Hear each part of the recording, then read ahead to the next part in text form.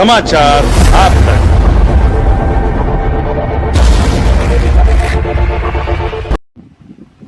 नमस्कार, मैं Chintu Shaikh, all India biodiesel association का अध्यक्ष, आपके सामने कुछ खुलासा करने जा रहा हूं। आज के दिन मुझे पिछले 1.5 साल से हम जो लड़ाई लड़ रहे हैं, all India biodiesel association, Maharashtra Pradesh biodiesel traders association और शिव व्यापारी सेना, इन्होंने 24/12/2019 से भारत सरकार की जो बायोडीजल पॉलिसी है 2017-18-19, उसकी महाराष्ट्र के अंदर पॉलिसी लागू हो, वो पॉलिसी का अमेंडमेंट हो, इसलिए 24/12/2019 को माननीय मुख्यमंत्री उद्धव साहब ठाकरे को एक पत्र और विनंती अर्ज किया था कि बायोडीजल पॉलिसी महाराष्ट्र में लागू हो। उसके बाद बायोडीजल पॉलिसी 2019 में लेटर देने के बाद 22 मार्च से लॉकडाउन लग गया। बायोडीजल पॉलिसी का अमेंडमेंट हुआ नहीं। हमारे पंप्स, जो हमारे किसान, हमारे भाई, हमारे ट्रेडर्स, हमारे व्यापारियों ने कर्जा लेकर जो पंप स्टार्ट किए थे, वो पंप्स कंटिन्यू चालू करने के लिए, शुरू रखने के लिए हमें दिक्कत होने लगी। हमने नासिक कलेक्टर मिस्टर भागवत डोईफोडे, इनके पास अप्लाई किया कि मालेगांव में हमें बायोडीजल पंप लगाने के लिए परमिशन दी जाए। हमने किराए पे ज़मीन ली, हमने लैंड डेवलप किया, हमने वहाँ इंफ्रास्ट्रक्चर लगाया। हमने जो बाकी की 10 परमिशंस, 11 परमिशंस एनओसीज जो लगती है केंद्र सरकार के गैजेट के दौर पर, हमने अप्लाई किया, मगर हमें रिप्लाई आया 3 महीने बाद कि वरून आदेश आले नहीं है, ऊपर से आदेश नहीं आए। हमने पूछा कौन ऊपर वाले? वही भागवत डोईफोडे कलेक्टर साहब ने 10 दिन पहले परमिशन दी थी और हमें परमिशन नहीं दी। इस बीच में हमने ऑल इंडिया बायोडीजल एसोसिएशन का गठन किया। महाराष्ट्र बायोडीजल एसोसिएशन महाराष्ट्र प्रदेश का गठन हुआ।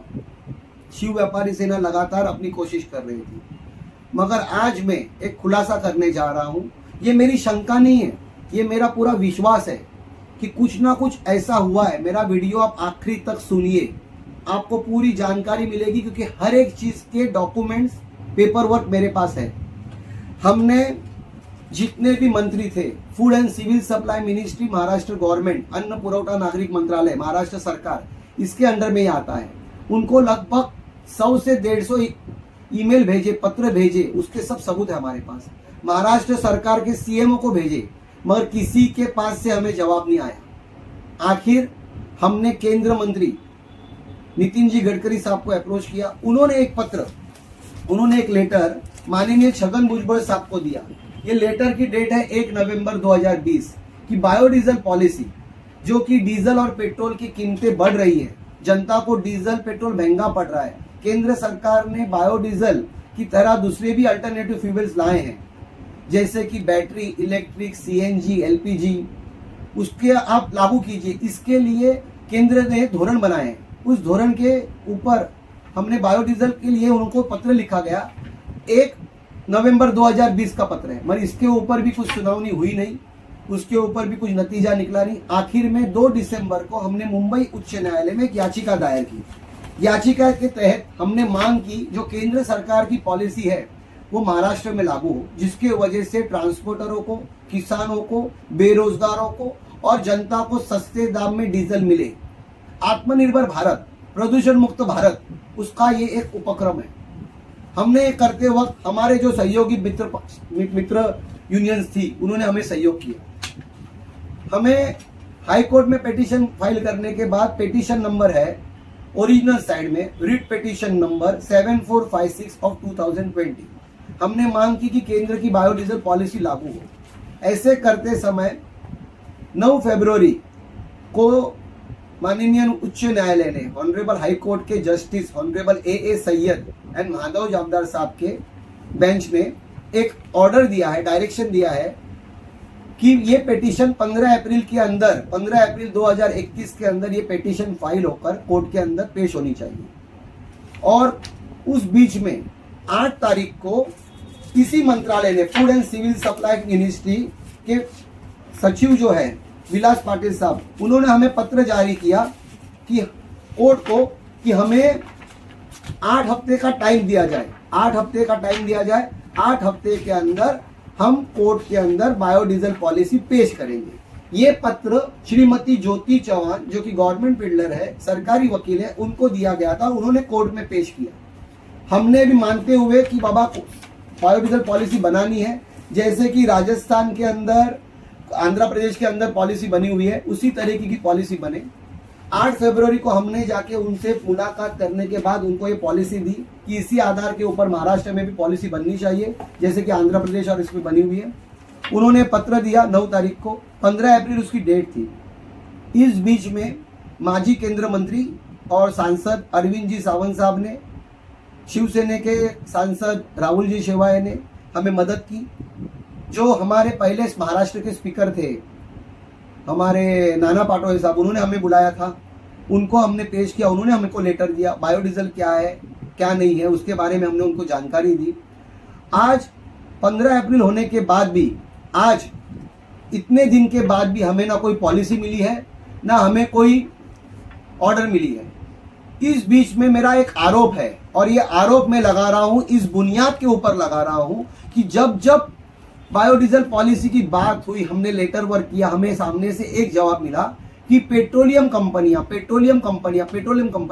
जबकि पैसों के पास से हमें लेटर मिला हुआ है कि बायोडीजल ये पेट्रोलियम प्रोडक्ट नहीं है, ये पेट्रोलियम में आता नहीं है, इसका फ्लैश पॉइंट ज्यादा है। तो क्यों पेट्रोलियम कंपनियों से बातचीत कर रही थी सरकार? ऐसा क्या था कि पेट्रोलियम कंपनियों से बात कर रही थी? बायोडीजल का भविष्य क्या पेट्रोलियम कंपनी डिसाइड करेगी? ऐसा क्या पेट्रोलियम कंपनी ने किया हुआ है, ऐसा क्या वजन दिया हुआ है, ऐसा क्या फेवर किया हुआ है कि बायोडीजल को सौतेला व्यवहार मिल रहा है?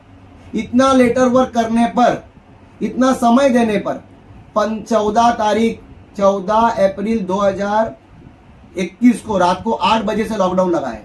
15 तारीख से पहले ये कोर्ट में पॉलिसी पेश होनी थी, अब तक नहीं हुई। और हमेशा आप जब भी मीटिंग को बुलाते हो, चाहे वो food and civil supply ministry हो, चाहे वो महाराष्ट्र गवर्नमेंट हो, आप पेट्रोलियम कंपनी को क्यों दावत देते हो? हमारे बायोडीजल वाले जो भी प्रणीत है, जो भी हमारे पास सर्टिफाइड है, उनके पंप आपने बंद किए। जब आपने कोर्ट में लेटर पेश किया 9 फरवरी को कि हमें 8 हफ्ते का समय दिया जाए, तो आपके weight and measure supply department वाले क्यों हमारे पंप बंद कर रहे थे? ऐसा लेटर आपने क्यों निकाला वेट एंड मेजर डिपार्टमेंट को कि आप जितने भी बायोडीजल पंप है ये बंद कीजिए? आज बायोडीजल पंप बंद है, यह आपने लेटर क्यों इशू किया 1 तारीख को? हम जब वो साहब को, वेट एंड मेजर डिपार्टमेंट के साहब को, रविंद्र कुमार सिंघल साहब को मिलने गए, तो हमसे मिलने के लिए क्यों नहीं रेडी हुए? हम मानते हैं कोरोना है, विजिटर अलाउड नहीं है, लॉकडाउन लगाओ, मगर ये काल में लॉकडाउन नहीं लगा था, इस काल में अनलॉक था। महाराष्ट्र सरकार के सब मंत्रियों को मैं पूछना चाहता हूं कि हमारा भी सहयोग है आपकी सरकार में, आपको जिताने में, आपको मंत्री महोदय बनाने में। आप जनता को सस्ते भाव में, सस्ते रेट में अगर बायोडीजल प्रोवाइड नहीं कर सकते, तो आप खुल के बोलिए हमें नहीं देना है, हम बिक गए हैं पेट्रोलियम कंपनियों के हाथों। देखिए, वैसे भी एक पेंडेमिक में, कोरोना काल में लोग मर रहे हैं, किधर ऑक्सीजन नहीं है, किधर इंजेक्शन नहीं है, किधर बेड नहीं है, किधर आग लग रही है। तो मैं चाहता हूं कि आप हमारे घर पे आइए, हमारा गला घोटिए और हमको जान से मारिए, हमें और हमारे कुटुंब को। क्योंकि आप लोगों ने जिस तरीके से सौतेला व्यवहार बायोडीजल के साथ किया है, आप नहीं चाहते कि जनता को सस्ते में बायोडीजल मिले। मेरे ये प्रश्न उपस्थित है, अगर मेरा ये वीडियो आपको पसंद आता है और इन तक आप पहुंचाना चाहते हो तो पहुंचाइए, क्योंकि ये बायोडीजल के लिए ये करना नहीं चाहते हैं। एक तरफ ये लेटर देते हैं कि हमें 8 हफ्ते का समय दीजिए, और दूसरा लेटर दीजिए कि बायोडीजल बंद कीजिए। ये अधिकारियों की टेलीफोनिक रिकॉर्ड की जांच होनी चाहिए, कहां कहां मीटिंग हुई। अभी एक कांड बाहर आया हुआ है, उसकी जांच होनी चाहिए। कौन से अधिकारियों ने इसके अंदर मलाई खाई है, उनकी नौकरियां जानी चाहिए। मैं केंद्र मंत्रालय, केंद्र सरकार से निवेदन करता हूं कि आप एक जांच कमेटी बिठाइए और इस विषय के अंदर पूरी जांच, डिटेल जांच, एक इंक्वायरी होनी चाहिए, क्योंकि लोगों के सामने आप आए और पर्दाफाश हो। हमें हमारी मौत के सिवा और कुछ नहीं दिख रहा है। मेरी हात जोडकर महाराष्ट्र सरकार को यही एक विनंती आहे, मी हात जोडून विनंती करतो की आम्ही खूप त्रासामध्ये आहे। आमच्या गाड्यांचे EMI, आमचे जागेचं भाडं, आमच्या मुलांचा खर्च, आमचा रोजगार आम्ही तुमच्याकडून मागत नाही, आम्ही हक्क मागतोय आणि हा हक्क तुम्हाला आम्हाला द्यावा लागणार। धन्यवाद। जय हिंद, जय भारत, जय महाराष्ट्र।